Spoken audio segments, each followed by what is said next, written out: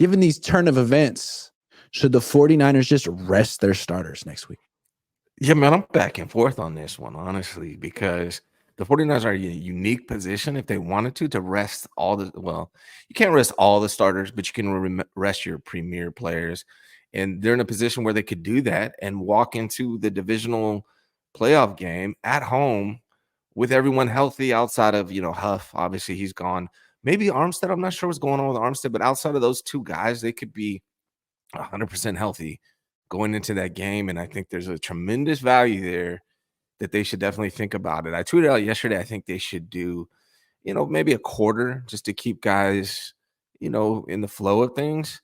But I watched Dante Whitner and my guy Rod Brooks, and they were talking about it. And Dante said, hey, man, there's no such thing as rest. They play 16 games. They can continue to play in practice. I don't know if I agree. I don't know if I disagree. I have mixed feelings. But guys like Trent and CMC and maybe Brock and like Fred, like I don't know if you want to play those guys. Charverius, like I don't know. What are your thoughts, man? I'm curious to see what you think. I'm a little nervous to disagree with Dante Whitner because I respect Dante very much and he played in the league. I have a different perspective. Dante, if you're watching, I got nothing but respect for you. First of all, I would not play any player who has like a slight injury. Yeah. Something that could get aggravated further. True. So like if you have an MVP caliber running back who has a calf strain, I would not freaking play him in this game. Yes. Absolutely not. Right. And anyone else that's borderline doesn't play. But the way I look at it is like I disagree with Whitner on this. I don't think all the starters should sit. I feel like that's a starter asking to sit. Yeah, he was a starter. He probably wouldn't want to play in this game. Right. But if you don't play them at all, he's saying they could still practice. Well, why would they get the starters reps in practice if they're not going to play the game? Like, wouldn't you, if you're just going to play the backups, if you're going to start the backups, wouldn't you have to give them the first string reps in practice so they can actually be prepared? That's the way I look at it. I think he was talking about like the one-on-one. He said you can do one reps, right? You can do stuff like that and keep them, active and moving. I don't know. The way I look at it is like, let's say that they don't play at all. That's 2 weeks off with probably, a severe lack of reps that they would have been getting in practice. I don't think that's necessarily good for them. A 2-week break with very limited practice reps and no game reps. I would rather them practice this week, the starters, because they're not going to practice next week. And then I think they should play at least a quarter, like a quarter or 15 plays or a drive that ends in a touchdown. You know what I'm saying? For at least for the offense. Nothing more than that, but I think sitting out 2 weeks wouldn't be ideal. I know Dante Whitner has a more expert perspective, but that's the way I see it. Part of me thinks like, a drive or two, a quarter or two, but then I also think like, man, what if they do that and in that drive or two, one of these guys gets hurt? Like, it's just like, is it worth it? Or is it just smarter? Let's just keep them healthy and come out. We got the home field advantage. We got to win 2 games to get to the bowl. Let's focus on that. I'm not sure. But what if they come out rested? Well, that's true too.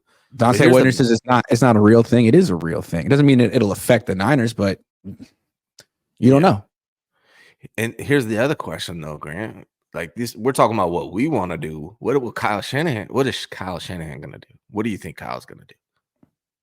Well, he's old school. He's conferring with his dad. I think these starters are going to play. Not McCaffrey, but I think Purdy's going to play a quarter. I think Ayuk and Debo are going to play a quarter. I think Warner and Bosa are going to play a quarter. What about Trent? Don't you think he's earned? Yeah, I would think he would. I don't think Aaron Banks will, but I would think Trent Williams would play a quarter. I think he would, but I don't know. We'll see. Maybe not. I mean, he doesn't even practice on Wednesdays. Maybe they'll give him the week off, but I think most of the starters are going to play a little bit. That's my prediction. Let me ask you this question too. I'm curious. Maybe I mean, obviously you guys get all the injury reports and we get them too after the fact. But what's up with Eric Armstead, man? Is he going to be able to come back? Do you have any clue? Do you have any insight on that? Because that's huge. It's plantar fasciitis. It's extremely painful. It doesn't go away that quickly. He probably can play on it, but there's no point in playing on it in the regular season. So I would imagine he'll be back at some point in the playoffs, and he won't be close to 100%, but he'll be out there. It'll be better than nothing. He's Okay. really important to this defense. I was thinking Right. about it. Like they're not a great run defense team anymore because Steve Wilkes likes to play two deep safeties, which is just pretty much sacrificing your run defense. And when you Right. play two deep safeties, you got to have one guy in the front seven two gapping because you're Yes. down one gap. And he can freaking do that. Like he can Yeah. shut down two gaps on the strong side of the offensive formation easily. He's really, really, and he can get you sacks. He's really, really, really, really good. What But about I don't this, know if though? he's going to be able to be at that level the rest of the season. Is Eric the kind of guy? Because if you look at the NFC, not that I'm taking any of these NFC opponents lightly, but what NFC teams are really going to come out and run on us? I mean, you Detroit, got it. Detroit, man. Detroit, and the Rams, The for Rams sure. But now. like The the Rams, Rams I'm are not that running. scared about. I think Kyron Williams is good, but Detroit has two really good running backs, in my opinion. they And their do. backup running back, I think, is better than their starting running back. Both Yeah, of them. and Detroit, what they just lost to the Lions or to the Cowboys, even though they should have won that game. That was kind of It is Jared Goff. yeah. So no one's scared of Jared Goff. But the thing is, the way to beat the Niners is to run the ball on them, to run it on them. They lost to PJ Walker because the Browns kept it close and committed to running the ball with, worse running backs than what the Lions have. So, Yeah, I mean, what other team in the NFC is going to run on the Niners like the Lions could? Right. That's what I'm thinking. Yeah, and the Lions, what makes the Lions scary is the same reason why they lost. Same reason why they lost to the Cowboys because they don't give a Yeah. ish. Dan Campbell does Yeah, not give very a aggressive. damn. Very Yeah. aggressive. And even though it cost them that game, even though the refs probably screwed that one up, but even continuing to go for it, it's like you're on the 7-yard line, you're going for a 2-point conversion when you could just tie it up. Even though it cost them that game against the Cowboys, that type of aggressiveness can win them the game. So there is that little bit of, unpredictability when it comes to the Lions. It does make you wonder, but they're damn near almost. But They the lost to defense Cowboys. isn't good enough. That's the Correct. problem with these NFC teams. Like, is there a team in the NFC with a defense that can really match up with the Niners? Vikings did a pretty good job, but they're gone. Yeah, they're gone. The Cowboys have that defense, but they don't perform. They have the players. Yeah, they have the players. Soft.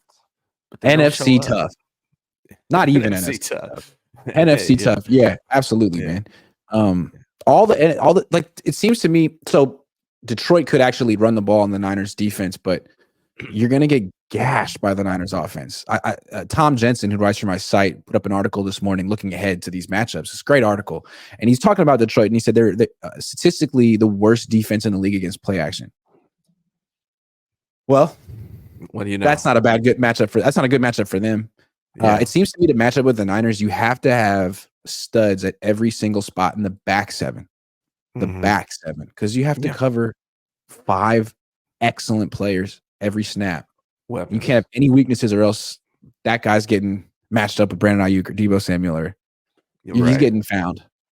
Yeah. So, do you think with guys like Eric Armstead, maybe it's a matchup thing? Maybe like you don't even play him in the divisional, depending on who you play, if he still has some kind of aggravation.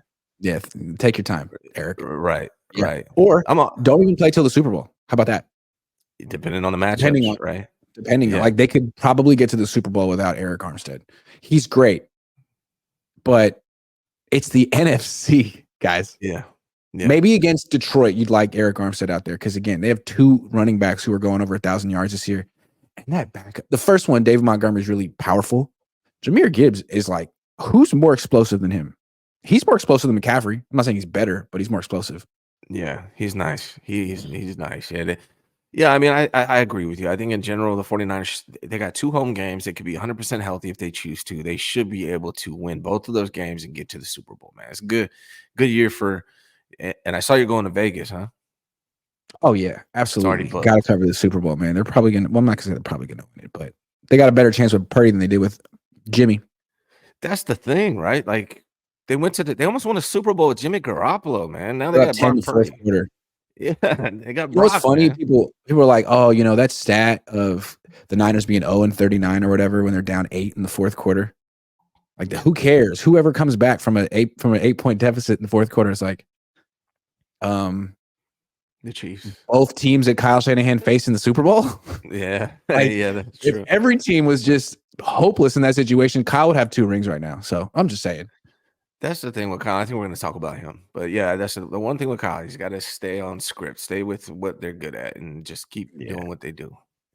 Jorgen 1990 says rest of starters 200%. Even have the T lady cover D end.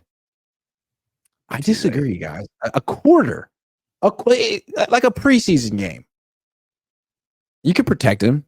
Keith Murphy, the unbeaten, says Cowboys don't have linebackers unless they put 11. Yeah, that's the thing, man. These NFC teams don't have linebackers. Eagles don't have them. I don't think the Lions have them.